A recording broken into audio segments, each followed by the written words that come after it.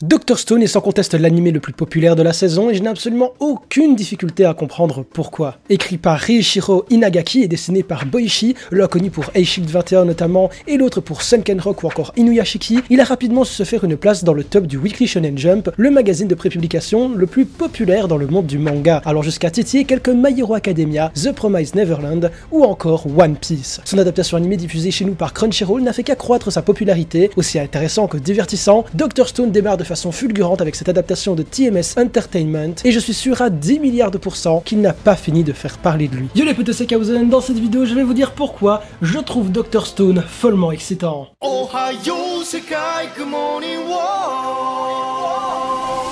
Lors d'une journée tout à fait banale, l'entièreté de l'humanité va se retrouver pétrifiée dans de la pierre après qu'une étrange lumière soit apparue dans le ciel. Après plusieurs milliers d'années, figé dans le gravit, Senku, un lycéen surdoué passionné de science, va réussir à sortir de son état de statue de pierre. Pensant qu'il est le seul à en être sorti, il va des mois durant effectuer des préparatifs afin de réaliser son objectif qui lui semble follement excitant, qui n'est autre que de rebâtir de ses mains la civilisation grâce au pouvoir de la science. C'est pas déjà super stylé comme concept sérieusement? Perso, j'en suis fan. Déjà du principe de revenir à l'âge de pierre avec une seule voire une poignée de personnes pour rebâtir une civilisation entière, et également parce qu'on a la science au cœur de l'intrigue. Bien que certaines choses soient tirées par les cheveux, comme par exemple le fait que Senku ait passé tout son temps à réfléchir et compter pendant les années où il était pétrifié, on a quand même une envie de l'auteur de donner à la science et la logique une réelle place dans son récit, malgré que son œuvre fasse très shonen, notamment avec, comme je l'ai dit, des éléments exagérés type du genre qui tendent à coller dans les codes de ce dernier. Ce qui est génial, c'est qu'on n'a aucun mal à comprendre que c'est un shonen, l'esprit qui s'en dégage est typique de ce genre, et pourtant il ne ressemble à aucun autre. Le concept de base de l'intrigue marié avec une approche scientifique nous apprenant des trucs, donnant une dimension intelligente au récit et remplaçant le système de combat traditionnel, et les personnages proposés dont on reparlera sous peu me donnent envie de dire une chose, Dr Stone est brillant. On nous propose un univers semblable au nôtre, mais redevenu à l'état sauvage. Tout doit être refait, et c'est le principe même de l'histoire. Tout ce qui se fait, tout ce qui doit être inventé par Senku doit être réfléchi et faisable grâce aux matières premières naturelles. Je trouve ça fascinant de voir Senku se débrouiller avec ce qu'il peut trouver dans la nature et mener à bien ses expériences. Et on peut supposer que grâce à ce qu'il crée, il aura les moyens de recréer d'autres choses à partir de là, et je meurs d'envie de voir jusqu'où ça pourra aller. Un autre élément important dans l'univers de Dr Stone est qu'on ne sait toujours pas comment on en est arrivé à là, comment tout le monde a été figé dans de la pierre. On ne sait pas non plus exactement qui a pu se libérer, peut-être que ailleurs d'autres civilisations ont déjà été rebâties, peut-être que certains génies comme Senku ont réussi à sortir de la pierre et qu'il n'est pas seul à poursuivre son objectif. Bref, tas de mystères qui me tiennent en haleine et qui me donnent envie chaque semaine de voir vraiment l'avancée de Dr Stone. On nous propose également des persos particulièrement intéressants, à commencer par Senku qui n'est selon moi pas particulièrement le gentil héros typique de shonen. Non, ça conviendrait plus à son pote Taiju, et n'est ni particulièrement méchant d'un autre côté. Tout ce qu'il veut, lui, c'est sa science et rien d'autre. L'utiliser pour rebâtir la civilisation car il trouve ça simplement excitant. Et notre protagoniste sera confronté à Tsukasa, tout l'inverse de Senku. On a là un antagoniste et pas forcément un méchant, je dirais, qui est particulièrement dangereux dû au fait qu'il a une force brute démesurée, genre vraiment le mec il peut démonter des lions à main nue. Mais comme dit Senku, il n'est pas méchant, mais c'est un meurtrier. En effet, trouvant que l'humanité est dégueulasse et voulant repartir sur de bonnes bases, on va dire, en créant une nouvelle civilisation sans tous les vices de l'être humain, il tue les personnes pétrifiées et ne souhaite libérer que les jeunes pour régner sur sa nouvelle civilisation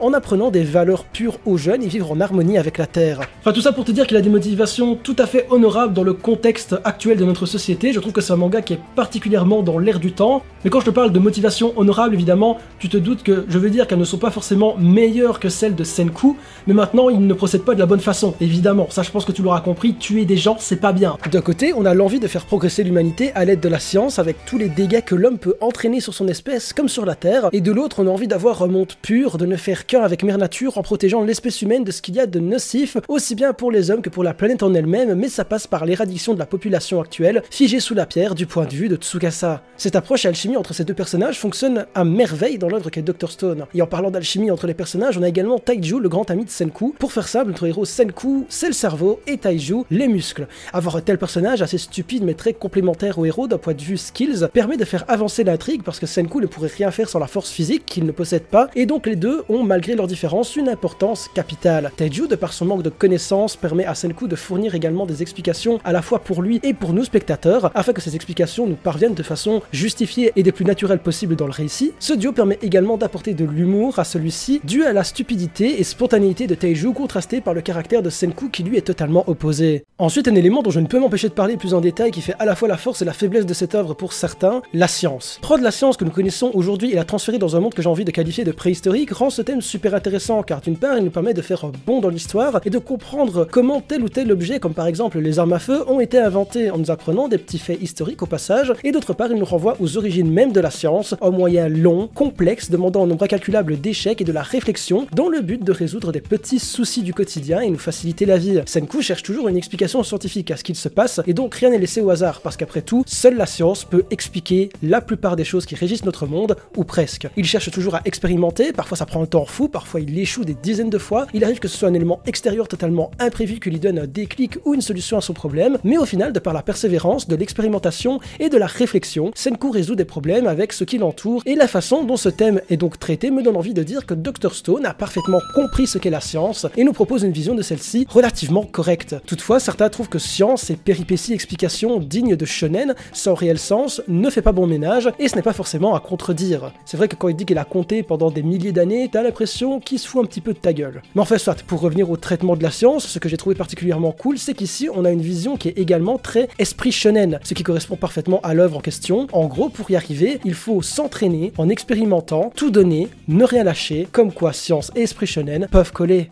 Voilà 3 points importants qui me viennent à l'esprit quand on me pose la question pourquoi est-ce que j'adore Dr Stone, que ce soit du coup le concept ainsi que l'univers dans lequel on est plongé, les personnages ainsi que le rôle et traitement de la science. Mais il y a encore un autre point qui me tient particulièrement à cœur de parler dans cette vidéo parce que c'est ce qui me fait probablement adorer un petit peu plus Dr Stone que les autres. Il ne s'agit pas non de l'animation qui certes je trouve est très correcte, on a de très beaux backgrounds à certains moments mais ce n'est pas ce que je retiens, idem pour les musiques, elles sont particulièrement bien intégré dans l'animé, dans l'ambiance de Dr Stone, mais c'est pas ce que je retiens non plus. Non, ce dont je souhaite vous parler, c'est des chara-design de Boichi qui sont juste fantastiques. Vous êtes-vous déjà posé la question, c'est quoi un bon chara-design? Parce qu'en réalité, un chara-design, c'est un ensemble d'éléments visuels qui, une fois mis ensemble, nous permettent de comprendre de façon claire et précise à quel type de personnage on a affaire, et ce, grâce à son apparence. Un bon chara-design saura donc par une multitude d'éléments nous procurer des infos sur le personnage en question en l'espace d'un regard, car notre cerveau aura tendance à associer directement ces éléments à ce que nous connaissons. Bref, tu prends un personnage, tu lui mets une combi totalement noire qui recouvre l'entièreté de son corps à part ses yeux, tu lui mets un shuriken ou un katana, tu te dis c'est un ninja, logique. Ici, ce que je te dis, ça peut paraître obvious, et dans un sens, bah ça l'est un petit peu. Mais on peut avoir parfois des détails qui sont bien plus subtils. Imagine qu'un perso ait une carrure très imposante, cela fera comprendre au spectateur que le perso est fort, même s'il ne l'est peut-être pas dans les faits. Inconsciemment, c'est ce qu'on va penser, étant donné qu'on associe un corps imposant à une force qui lui est proportionnelle. Un gars avec des longs cheveux sera associé à quelqu'un de fort, c'est en général le cas, et je dis bien en général dans les animés, notamment depuis Son Goku. C'est un cliché qui s'est ancré dans notre cerveau, et qui nous fait donc associer des persos aux longs cheveux, comme étant des personnages forts. C'est d'ailleurs, pour en revenir à Dr Stone, le cas pour Tsukasa qui a des longs cheveux, qui possède également un physique imposant pour accentuer cette puissance, et au-delà de cela, il est plus imposant en taille et en largeur que Taiju, faisant passer comme message qu'il est plus fort que ce dernier, et qu'en 1 contre 1 à main nue, Taiju ne pourrait pas rivaliser. Il possède une tenue composée de fourrure et de peau d'animaux, afin de l'associer le plus possible aux primates, qui possèdent une force colossale, qui en est son principal atout d'ailleurs. Et cela sert également à rappeler qu'il ne fait qu'un avec la nature, que c'est lui-même une force de la nature. Quant à Senku par exemple, il a une coupe de cheveux assez ridicule, mais donnant comme indication que ce sera un personnage assez atypique. Les bouts aux extrémités de ses cheveux sont verts, rappelant pour la plupart inconsciemment la couleur de la science. Et une des formules les plus importantes et emblématiques qui régit notre monde, le E égale MC carré de notre bon vieil Einstein, est écrite sur son habit. En un seul regard, on sait que Senku est un perso atypique et a une certaine affinité avec les domaines scientifiques. D'autant plus que, merde, les chara-design de Boichi sont juste putain de charismatique. Je vais pas t'analyser tous les personnages, mais ce que je souhaite te dire, c'est que les chara-design dans Dr Stone sont particulièrement efficaces, en plus d'être relativement simples en termes de sémiotique, contrairement à d'autres œuvres pour lesquelles il faut parfois faire des fouilles archéologiques pour comprendre et discerner ce que veulent signifier certains éléments du chara-design. Voilà les raisons principales qui me font dire que j'adore littéralement Dr Stone, et si je n'ai pas attendu la fin de l'animé pour vous en parler, c'est tout simplement parce qu'en l'espace de quelques semaines seulement, il avait déjà réussi à conquérir mon cœur. J'étais vraiment trop impatient de vous en parler. J'aurais pu également parler plus en détail de l'opening que je trouve réellement super catchy et qui pour moi, est réellement le meilleur opening de la saison, sincèrement, même si je sais bien que personne ne sera d'accord avec moi. J'aurais pu également parler de certains personnages qui arrivent un petit peu plus tard dans l'intrigue, parce que je vous avoue que j'ai écrit cette vidéo assez tôt, après seulement 4 ou 5 épisodes, et d'autres personnages du coup qui sont particulièrement intéressants aussi, mais pour lesquels j'ai pas grand chose à dire au final sur eux, j'attends de voir un petit peu comment ça va évoluer. Bref, j'avais pas envie que cette vidéo s'éternise. Bref, si elle vous a plu, n'hésitez pas à mettre le petit like, à mettre en commentaire ce que vous pensez de Dr Stone, le partage, l'abonnement, tout ça, vous savez comment ça fonctionne.